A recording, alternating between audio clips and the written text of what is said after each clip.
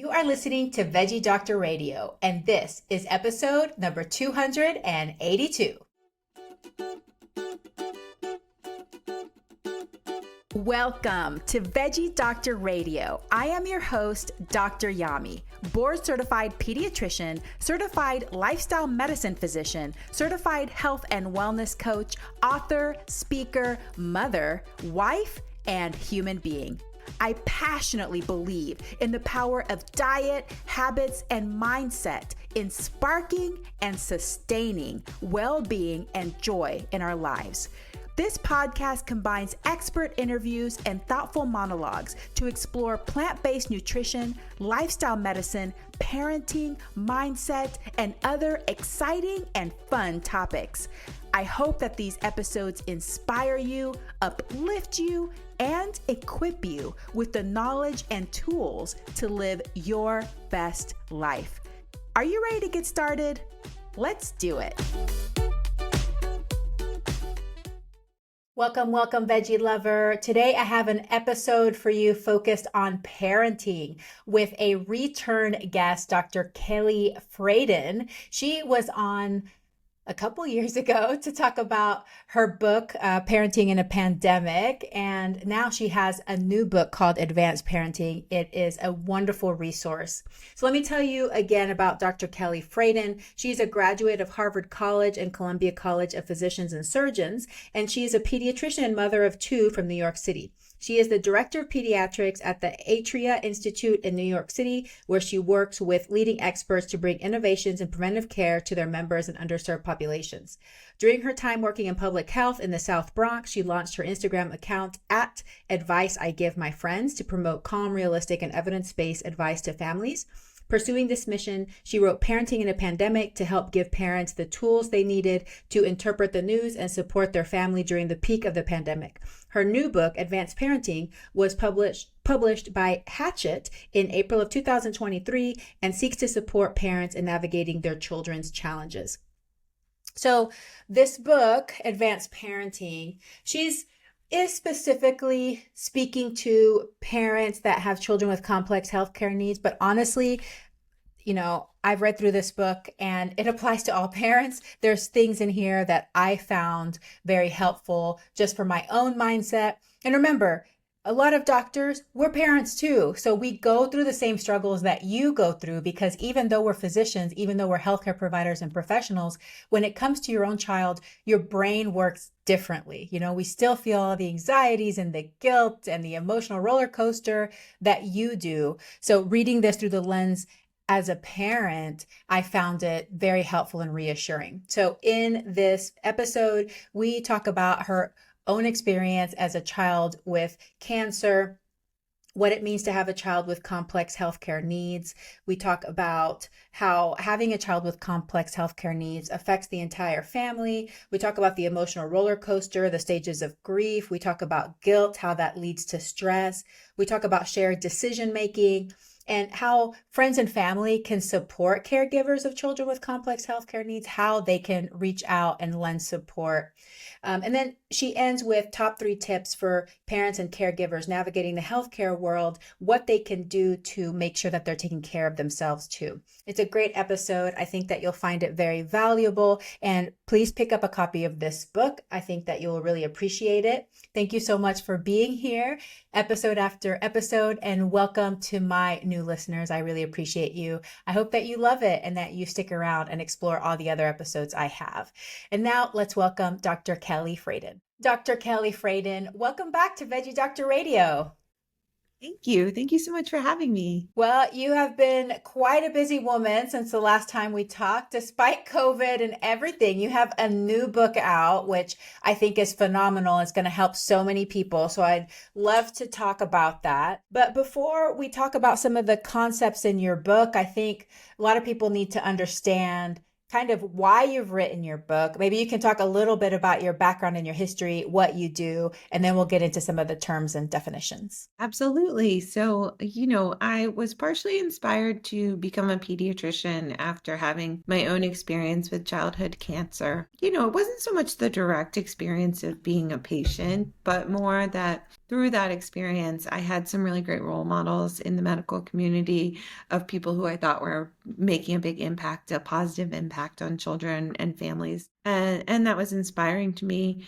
And when it came to the book, part of what I observed through being a sick child was that the impact my diagnosis had on my family, my parents, their health, their professional lives, their marriage, their mental health, their physical health, everything for years after my diagnosis. It was something that my family navigated sort of on their own without a lot of guidance or support from professionals. And I think that awareness of the bigger picture and the fact that outside of a child is this whole system of the family and the school community and the siblings, that I wanted to provide a resource to help parents navigate all the non-medical aspects of having a diagnosis or a difference or a challenge. And that's what inspired me to write the book. Awesome. Well, let's talk about what does it mean to have a child with complex healthcare, complex medical needs? Yes. So,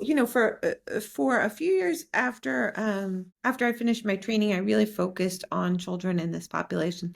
There are a lot of different definitions, depending on who you're asking and why we're using the term. So some folks look at it from a program standpoint. Like if you have a complex care clinic, you have to set kind of a line for how sick you have to be to qualify for the clinic. So it's typically patients who have extra skilled nursing needs, say a child who has a technology like a breathing tube or a feeding tube, a child who has multiple diagnoses requiring care from 2 subspecialists. So those sorts of things typically qualify someone as having a complex condition. I think, that experience did inform part of why I felt qualified to tackle this book and this topic. But I also have sort of an appreciation for the fact that it's not that different than the sort of work that every parent has to do in navigating educational and medical systems for their families. So in my experience, being the parent of a child with a complex condition is it can be very isolating to be thought of as sort of like in a different boat than other parents. And so I think it's important that we kind of keep it all together, that all parents have to navigate this kind of extra work of being an advocate for their child and navigating these systems, and that's like a shared experience. It's not like you're over there doing it alone and you're so different from your peer parents. Yeah. But there's definitely even extra pressures and extra stresses that some parents may not face having a child that may be typically developing or not have some of these chronic conditions. So do you have any statistics on approximately how many children fall into the category? I know that the definitions can differ that have complex healthcare needs. Yes.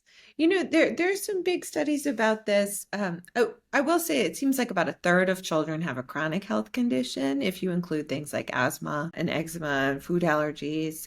These things are quite common. If we're talking only about the children who have more traditionally thought of as complex needs, it's thought that 1 to 3% of children really make up as much as half or 60% of the healthcare visits and healthcare spending. So it's a big, when you're in a children's hospital or in a subspecialist office, these sort of families are more frequent flyers and frequent utilizers of healthcare services because of the need. Yeah. So even though it may not be as big of a number of patients, they do need to see doctors more frequently because more issues come up and more questions and more things need to be solved. So thanks for explaining that.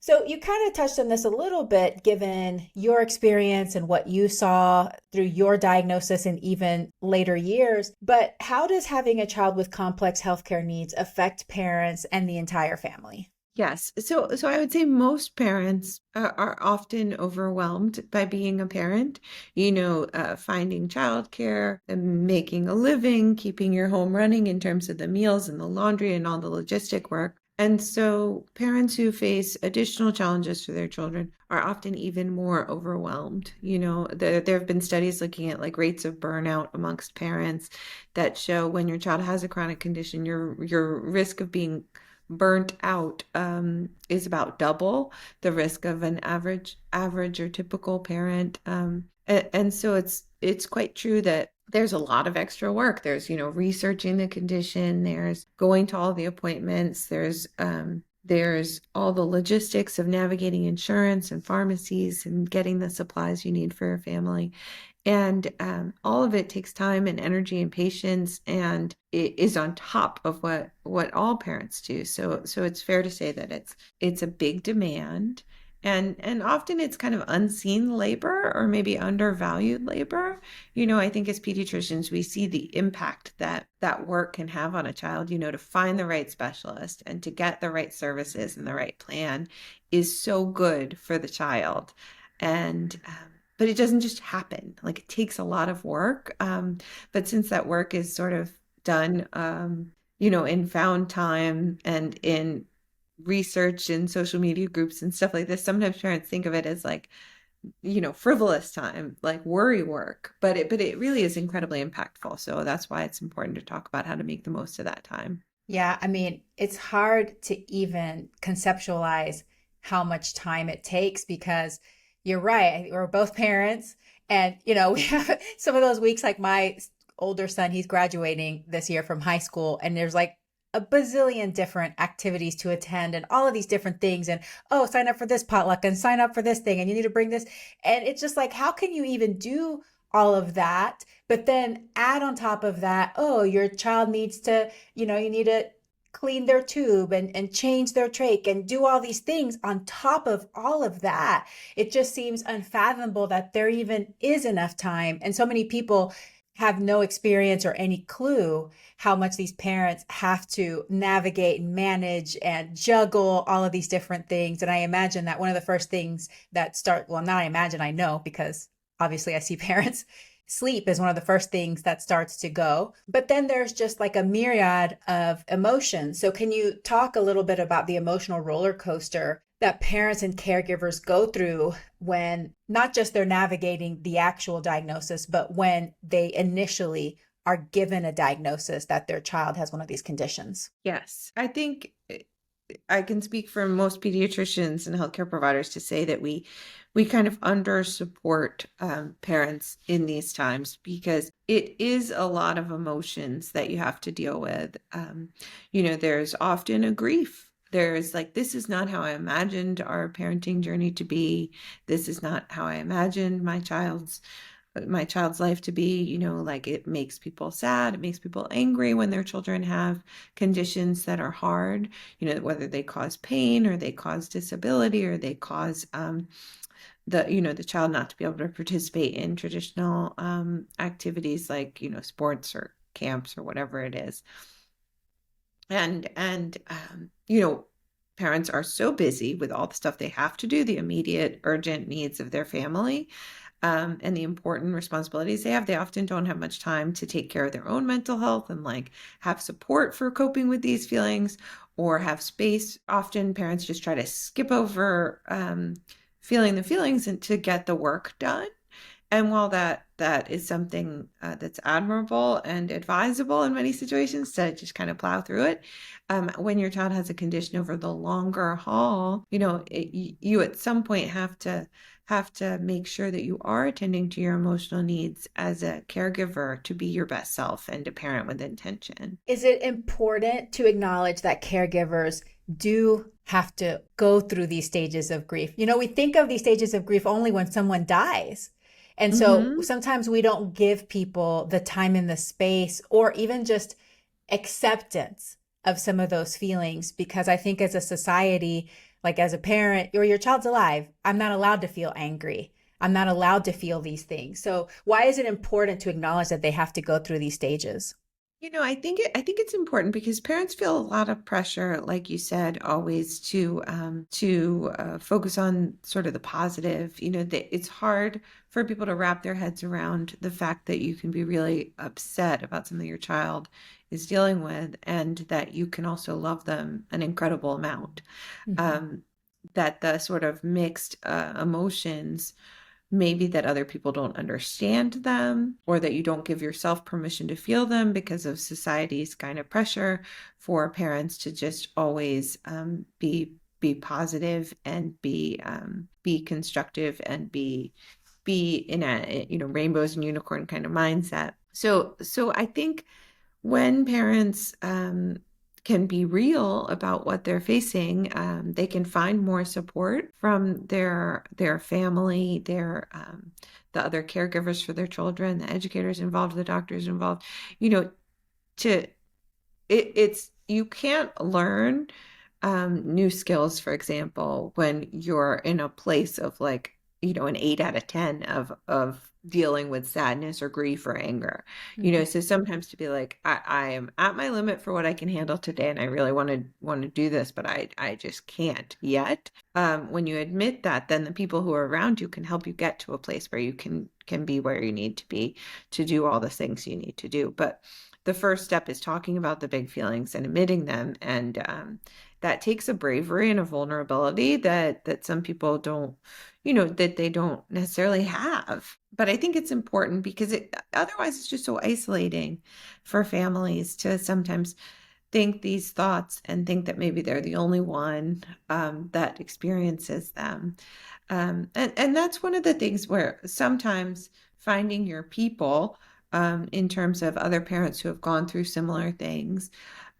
Social media has a lot of problems, and there's some misinformation out there and all of this, but it can connect other parents, in a way that they can, you don't have to have money or childcare to be able to access some of the Facebook groups where you might connect with other people with a similar experience and learn from them, or connect with them about some of these things that might be hard to talk about with people who don't get it. Yeah, for sure. I think support groups are invaluable. And in those support groups, those habits of processing emotions can be modeled, because you were saying earlier that sometimes some people don't have that ability to express those. But I think also it just hasn't been modeled to us in our society. I think in the United States, we're just like, tough it up, be tough. You don't show those negative emotions, just grind through it.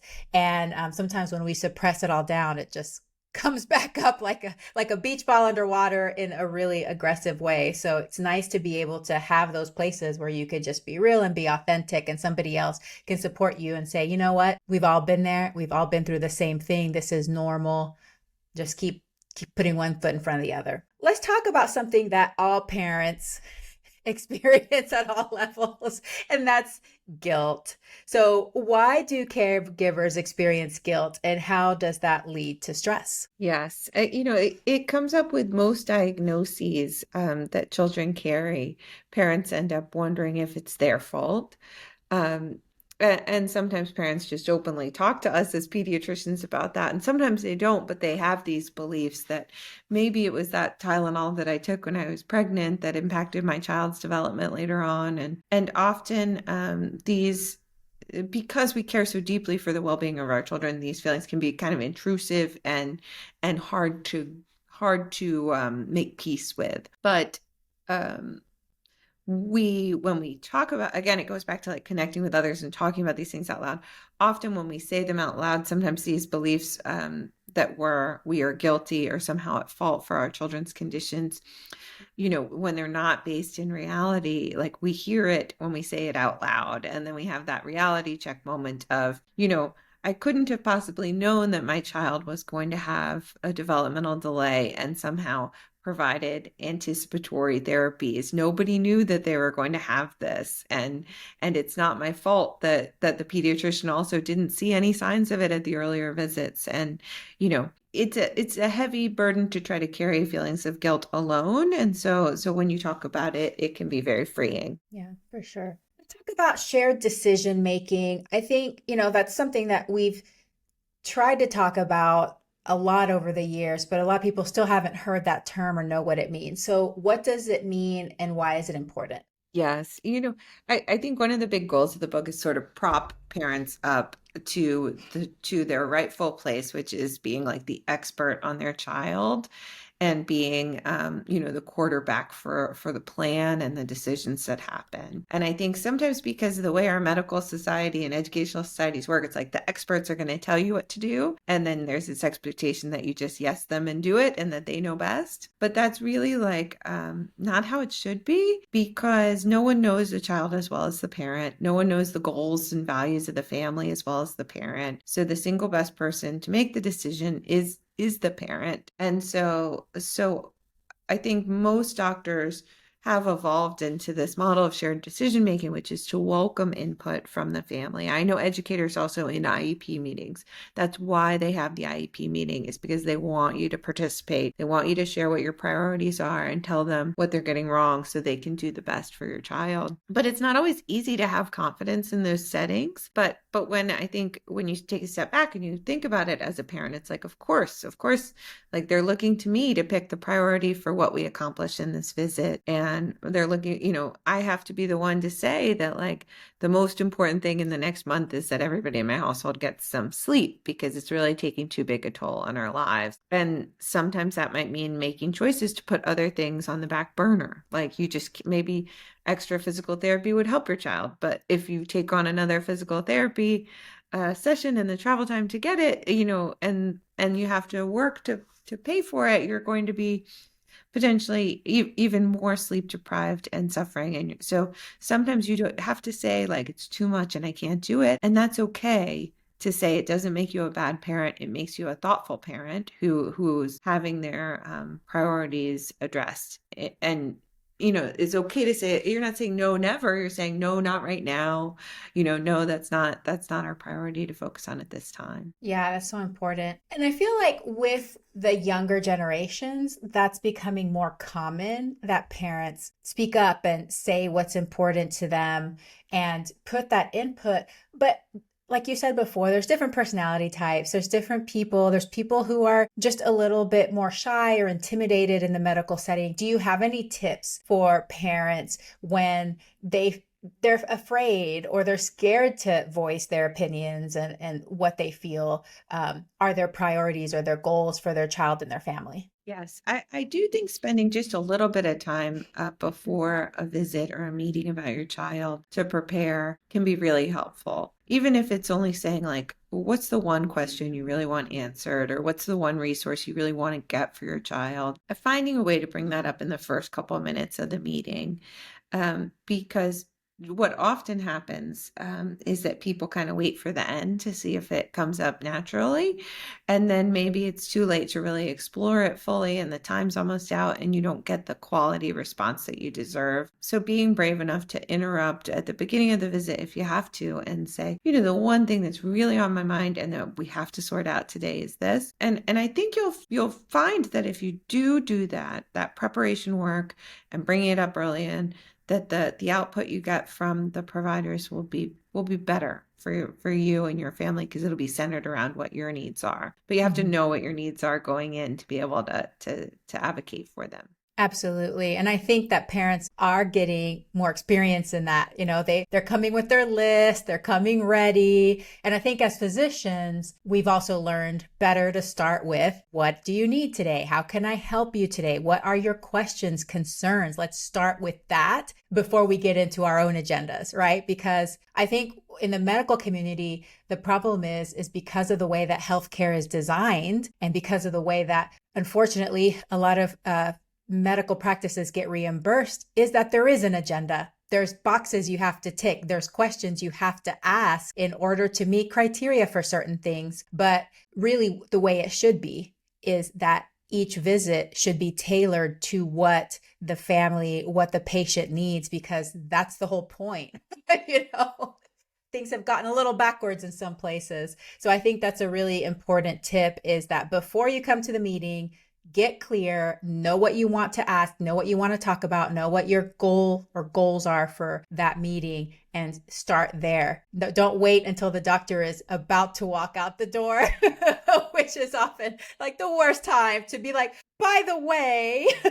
So it's a great tip. The other part of shared decision making that we didn't focus on is sometimes within families there's shared decision making. Yes. And often, two parents can have differing opinions on what's best and the best way to move forward, or the grandparents have differing opinions, or the babysitters. We all bring our own background knowledge, our biases, our preconceived notions, our lived experience to our child's challenge. And so there can often be a lot of like heated discussions within families about the best way to move forward. And similarly, I think that approaching those conversations with curiosity is an important way to do it, because what happens is, because we care so much for our children, we sort of say like, you must think I'm a bad parent if you're second guessing my decision making, and the walls go up.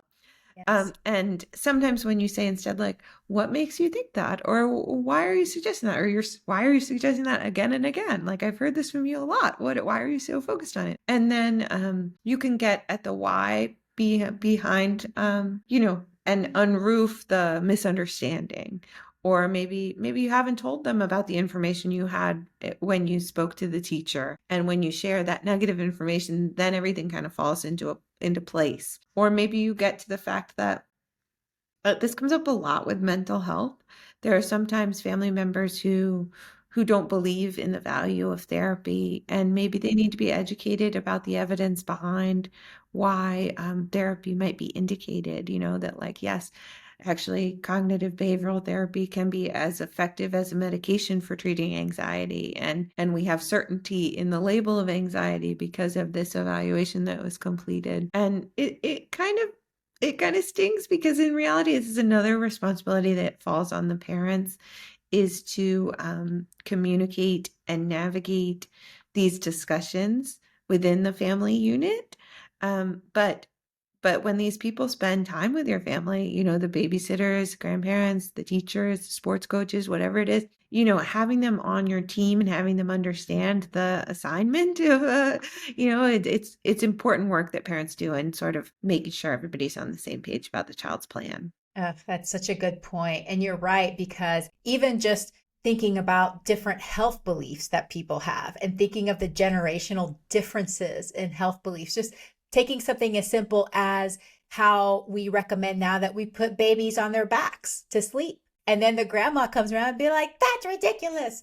You slept on your tummy the whole time and you slept great. So this is what we're going to do. He's going to sleep better this way. And they're less likely to choke. And then those health beliefs can confuse and create a lot of tension. And I can see how that gets even more and more complicated with a child that has more needs like that. So yes, the parent really is the quarterback, and they're really having to manage all of these different things and try to keep that team together and cohesive for the best of the child. So speaking of family and friends, how can other people outside of that core family support caregivers of children with complex healthcare needs?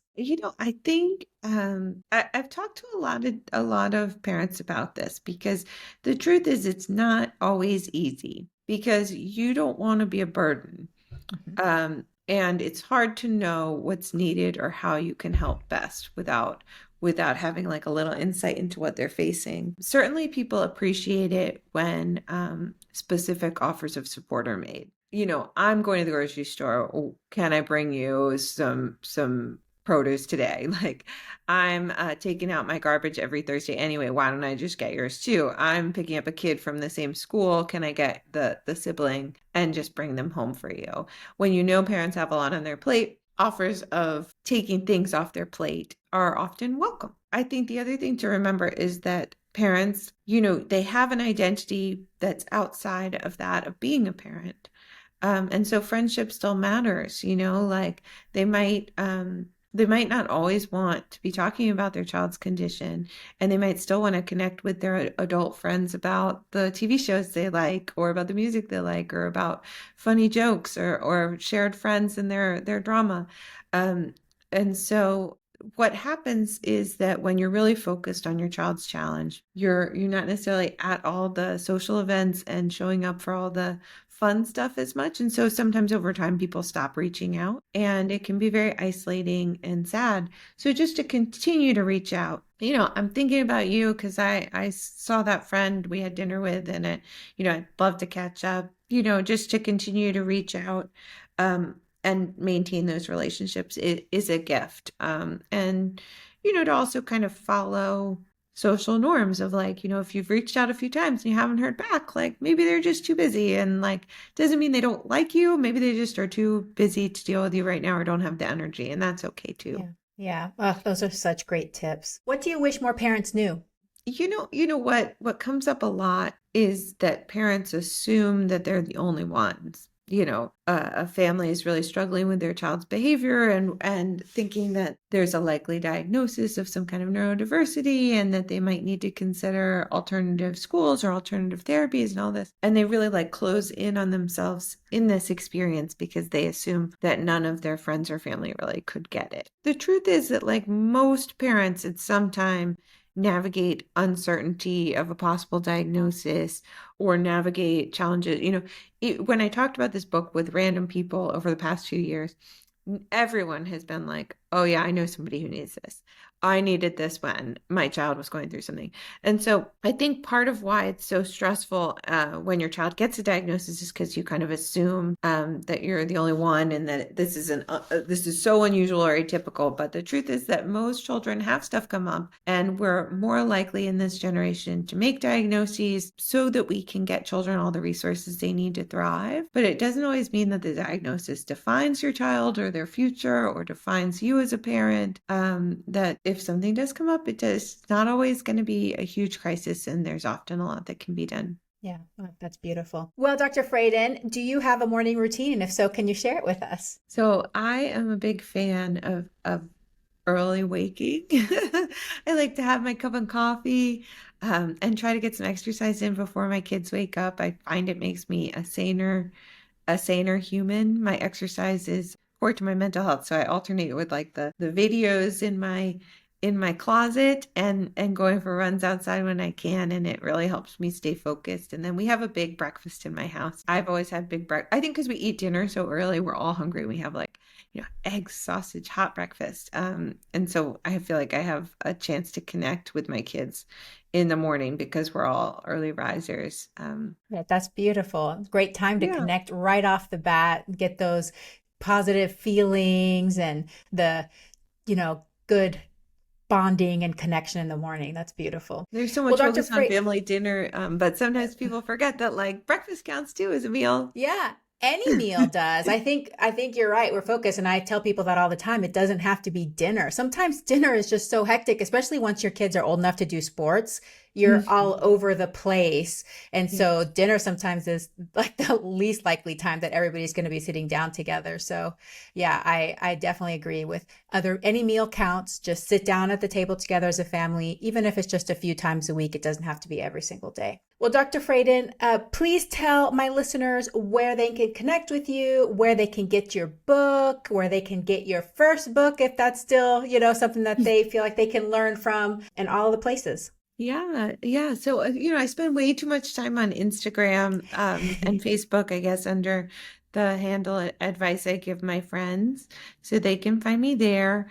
I did write Parenting in a Pandemic. I think it's pretty outdated at this point, and hopefully there's no more pandemics. So you could pass on that one. But Advanced Parenting is sold, wherever books are. Hopefully there's on Amazon and Barnes & Noble and Bookshop and all those. And there's an Audible audiobook as well. Did you narrate it yourself?